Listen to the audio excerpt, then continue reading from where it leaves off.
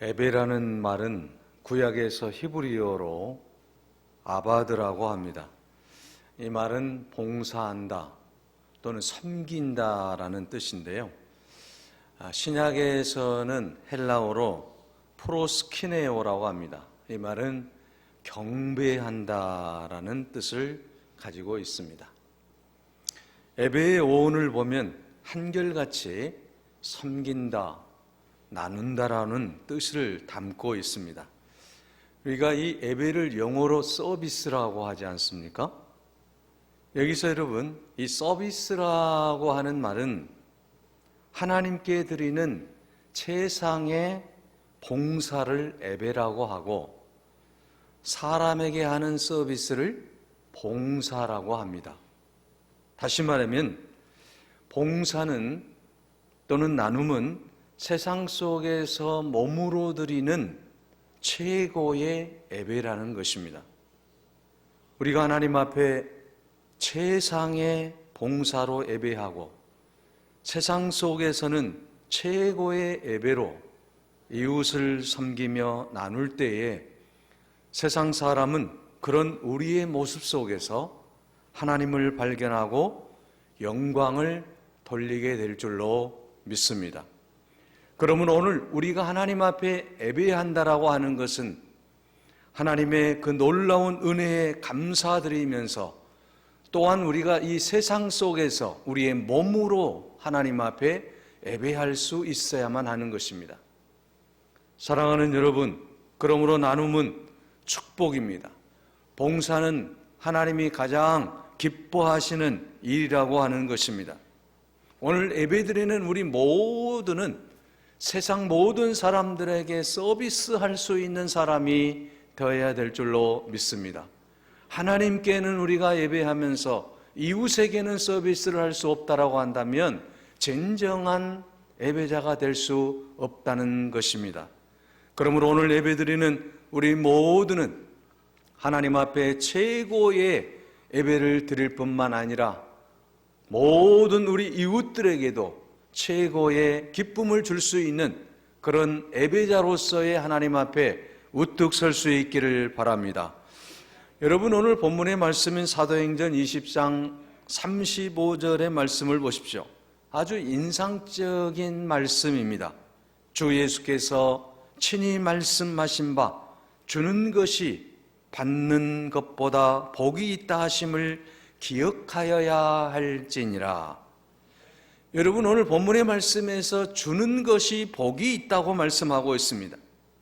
사실 여러분, 오늘 우리가 누군가에게 무엇인가를 줄 수 있다라고 하는 것은 하나님의 놀라운 축복인 줄로 믿습니다. 여러분, 누군가에게 무엇인가를 줄 수 있는 것이 내게 있다라고 하는 것, 이건 놀라운 하나님의 축복 아니겠습니까? 하나님께서 내게 주셨기 때문에 내가 이것을 이웃에게 줄 수 있다라고 하는 것은 하나님께서 특별히 나에게 베풀어 주신 축복이라고 하는 사실입니다. 하나님은 오늘 우리들에게 먹을 것, 입을 것, 마실 것을 주셨습니다. 그리고 또한 이웃을 도울 수 있는 그러한 넉넉함도 주셨다라고 하는 것입니다. 여러분, 내게 있는 것으로 여러분 만족하며 하나님 앞에 영광을 돌릴 수 있기를 바랍니다. 여러분, 지구 전체를 놓고 오늘 우리들을 바라보게 되면 하나님의 은혜가 얼마나 큰가를 우리가 알 수가 있습니다.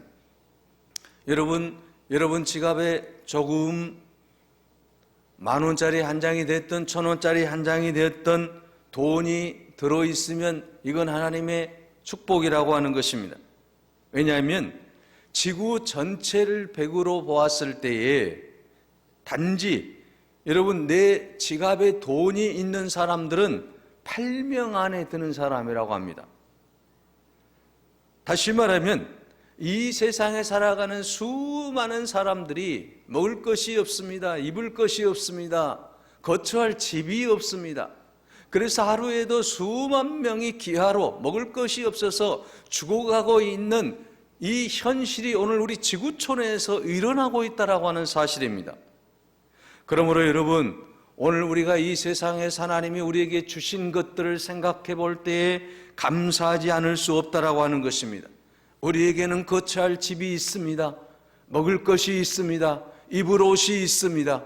이렇게 하나님은 우리에게 은혜를 베풀어 주셨는데 우리는 더 많은 것을 원하기 때문에 불평하게 되고 더 많은 것을 바라기 때문에 하나님의 은혜를 망각할 때가 많이 있다라고 하는 사실입니다. 사랑하는 여러분, 오늘 우리는 하나님의 그 놀라운 은혜를 깊이 생각하며 이 지구촌에서 내가 얼마나 행복한 사람인가를 늘 기억하며 사는 여러분이 되시기를 바랍니다. 사실 여러분, 우리가 하나님이 주신 것들을 가지고 나눌 수 있는 것들이 얼마나 많이 있습니까? 여러분, 꼭 물질만 가지고 나누는 것은 아니지 않습니까? 우리가 여러분 이 세상에서 나눌 것들이 많이 있습니다.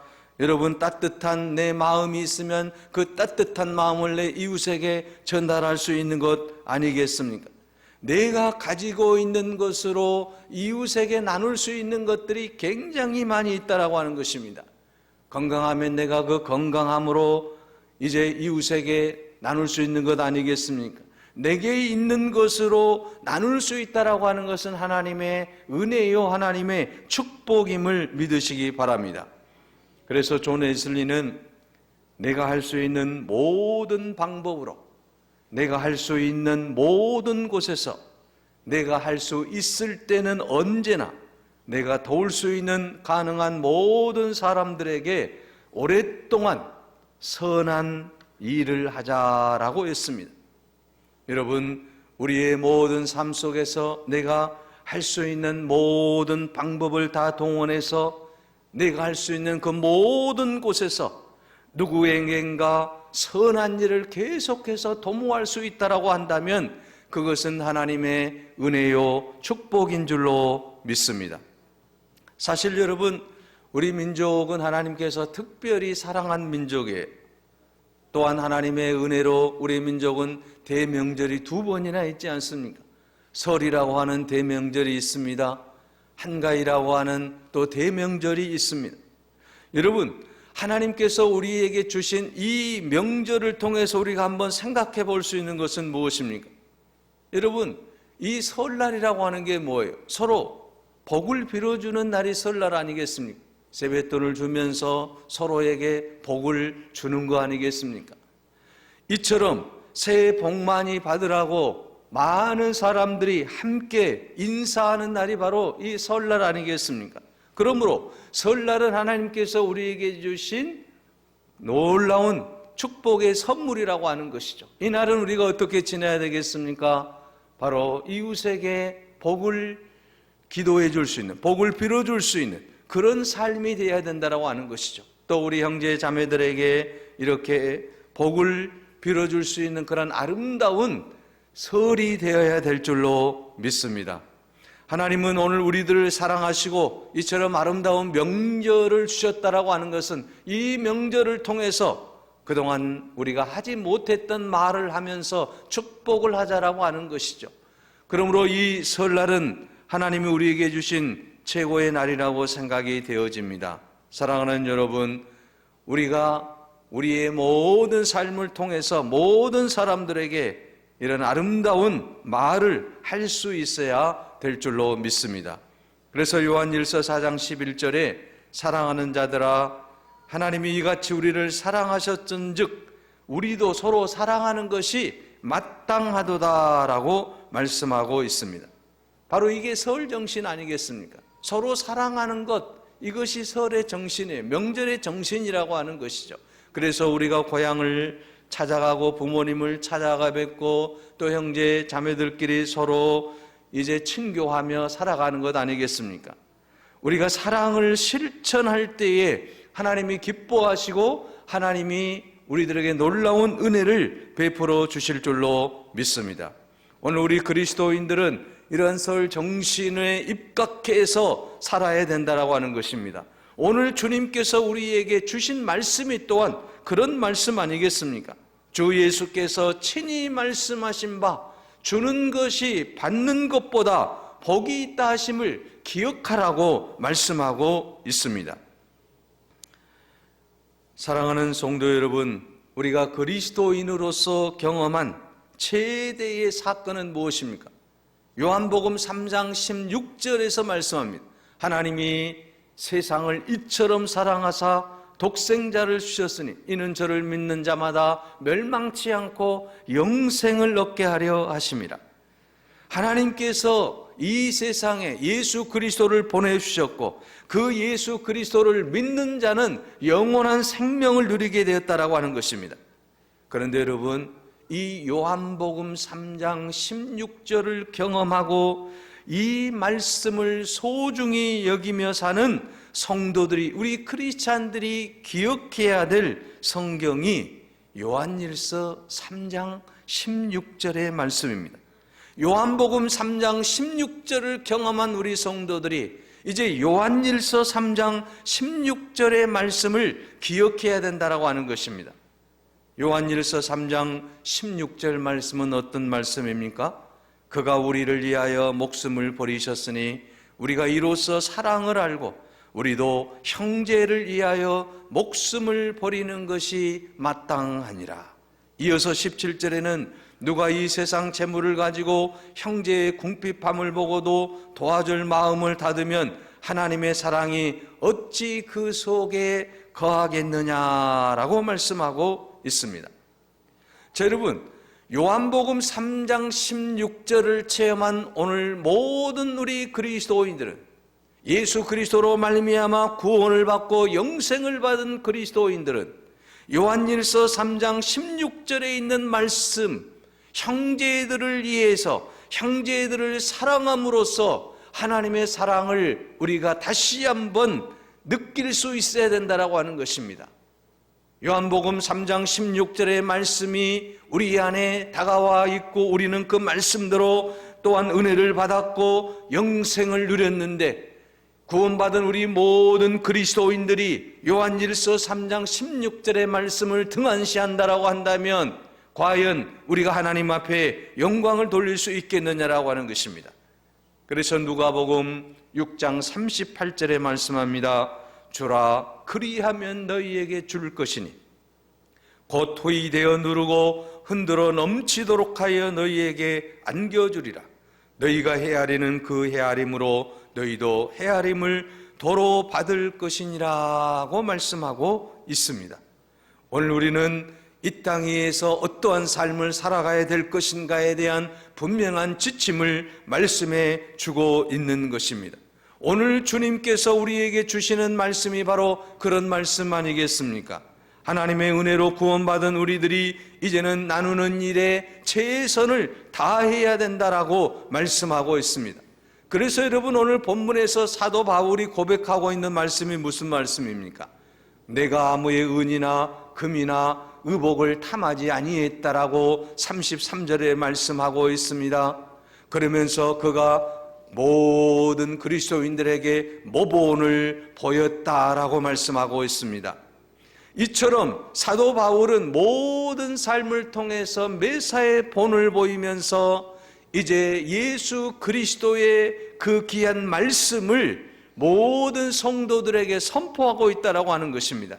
주 예수께서 말씀하셨습니다. 특별히 이제 사도 바울이 강조하고 있는 말씀이에요. 내가 한 말이 아닙니다. 예수님이 하신 말씀입니다. 주는 것이 받는 것보다 복이 있다 하심을 기억하라고 말씀하고 있습니다.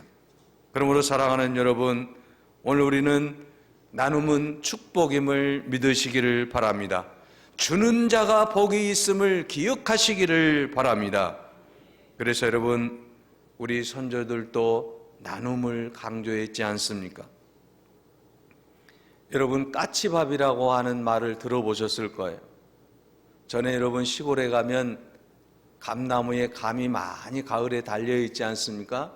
그러면 감을 다 따는 게 아니에요. 하나를 남겨둬요. 그걸 까치밥이라고 했어요.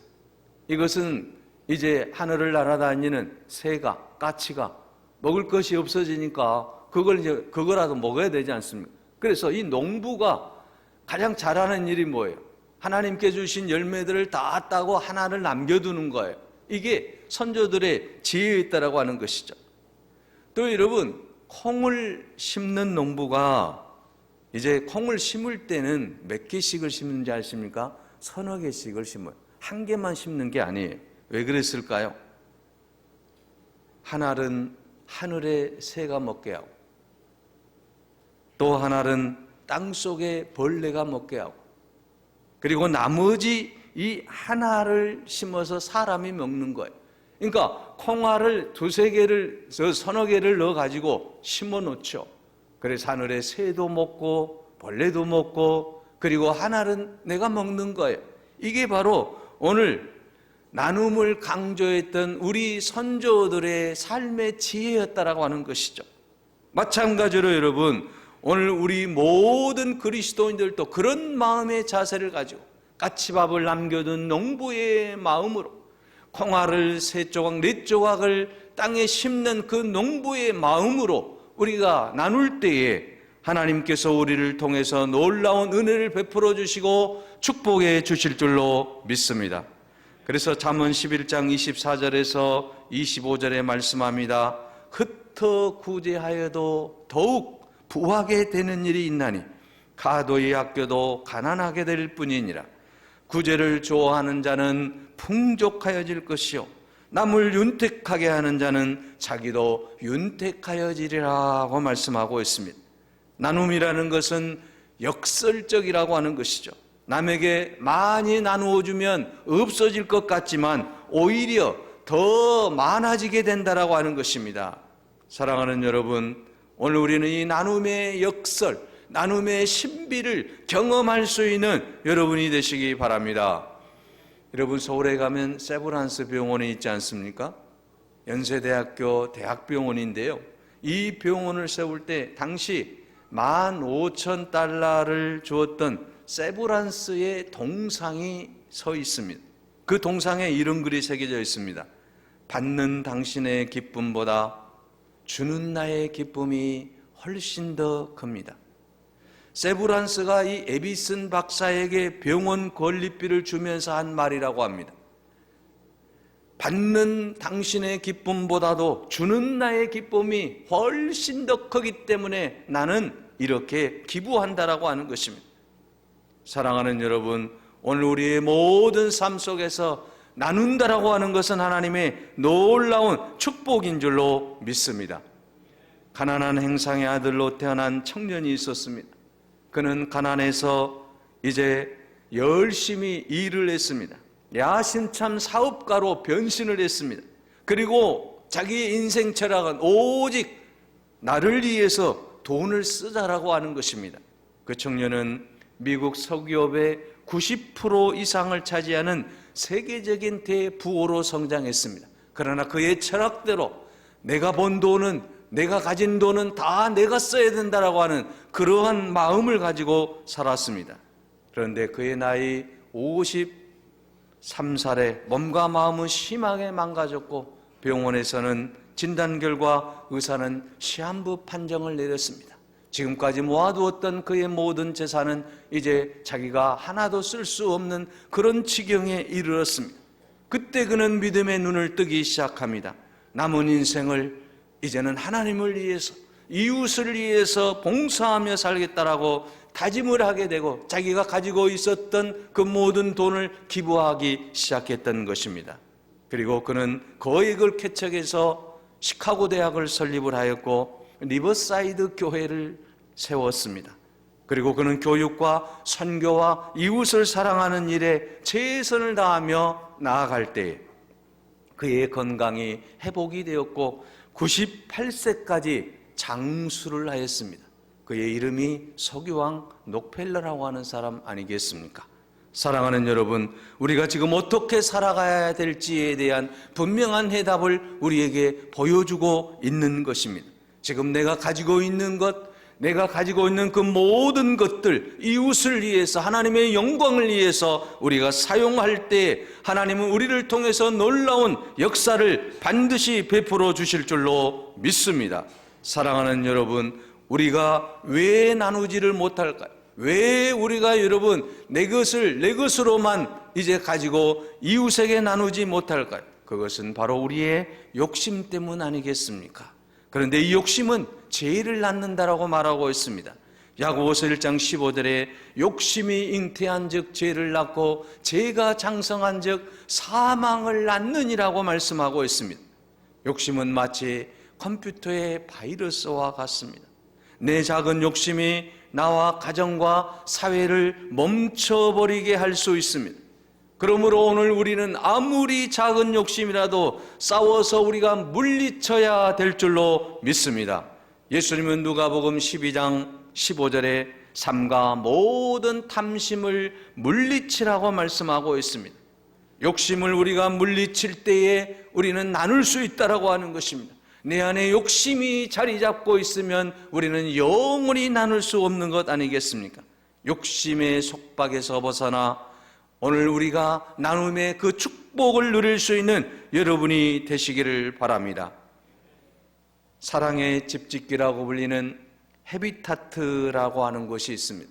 이 헤비타트를 창설한 밀러드 풀러라고 하는 사람이 있었는데, 이분은 법률가이고 또한 사업가로 성공한 백만장자입니다. 1960년대 이 풀러 부부는 최대한의 물질적인 풍요를 한껏 누리면서 이제 그들은 자기가 가지고 있는 것을 가지고 최대한 나의 행복을 위해서만 부를 사용했다라고 하는 것입니다. 이렇게 그들이 살아가고 있을 때에 그들의 삶의 어려움이 닥쳐오게 되고 이제 사업이 점점 기울어가기 시작을 했습니다. 그러면서 또한 가정 또한 행복하지를 못했습니다. 야, 돈이 전부가 아니구나. 그러면서 그가 깨닫게 되었습니다. 지금부터는 내게 있는 것을 가지고 이웃을 위해서 나눌 수 있는 방법이 무엇일까? 그러면서 시작한 것이 바로 이 헤비타트가 탄생하게 되었다라고 하는 것입니다. 사랑의 집을 지어주자라고 하는 거죠. 집이 없는 사람들, 거처가 없는 사람들을 위해서 무엇인가를 좀 해야 되겠다라고 하는 그런 마음을 가지고 시작한 게 바로 이 헤비타트 운동이라고 하는 것입니다. 사랑하는 여러분, 마태복음 7장 12절에 말씀합니다. 그러므로 무엇이든지 남에게 대접을 받고자 하는 대로 너희도 남을 대접하라고 말입니다. 나누는 기쁨은 받는 기쁨보다 더 크다라고 하는 사실입니다. 여러분, 내가 받는 것보다도 내가 누군가에게 무엇을 줄 수 있다라고 하는 것은 이것보다도 더 큰 기쁨이 과연 어디에 있겠습니까? 여러분, 받는 기쁨은 일시적이지만 그러나 나눔의 기쁨이라고 하는 것은 언제나 우리의 모든 삶의 기쁨이 넘치게 될 뿐만 아니라 영원하다라고 하는 것입니다. 그러므로 사랑하는 여러분, 오늘 본문의 말씀처럼 주 예수께서 친히 말씀하신 바 주는 것이 받는 것보다 복이 있다라고 하시는 이 말씀을 기억하라고 오늘 본문은 분명하게 말씀하고 있습니다.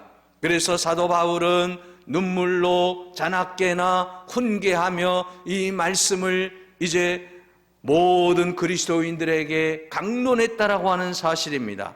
그러므로 사랑하는 여러분, 이제 내 안에 있는 모든 욕심들을 내려놓고 하나님이 내게 주신 것이 무엇인가를 기억하시기 바랍니다. 내게 주신 재능이 있습니다. 내게 주신 달란트가 있습니다. 하나님이 내게 주신 물질이 있습니다. 하나님이 내게 주신 건강이 있습니다. 하나님이 내게 주신 지식이 있습니다. 여러분, 이 모든 것들 누구를 위해 사용해야 되겠습니까? 이제는 내 이웃을 위해서 기부할 수 있기를 바랍니다. 내가 가진 것을 내 이웃을 위해 내놓기 시작할 때 내 마음은 기쁨이 넘치게 될 것이고 하나님께서는 우리에게 더 많은 것으로 채워주실 줄로 믿습니다. 이 믿음을 가지고 우리는 내게 있는 모든 것을 누군가에게 나눠줌으로 말미암아 더 많은 복을 누리는 우리 모든 성도들이 되시기를 간절히 바랍니다. 기도하겠습니다. 은혜로우신 하나님, 하나님이 내게 주신 것이 많음에도 불구하고 우리는 남이 가지고 있는 것 때문에 오히려 불평할 때가 많이 있었습니다. 아버지여, 용서하여 주시옵소서. 아버지 하나님, 내게 있는 것으로 내 이웃을 돌아볼 수 있는 아름다운 마음을 허락하여 주시옵소서. 나눔은 축복이라고 말씀하신 주님, 받는 것보다도 주는 것이 더 복이 있다 말씀하신 주님, 그 복된 생활을 할 수 있는 우리 모두가 되게 하여 주시옵소서. 우리 교회가 하나님이 가장 기뻐하는 나눔의 교회로 우뚝 설 수 있도록 주여 인도하여 주옵소서. 감사하고 우리 주 예수 그리스도의 이름으로 기도하옵나이다. 아멘.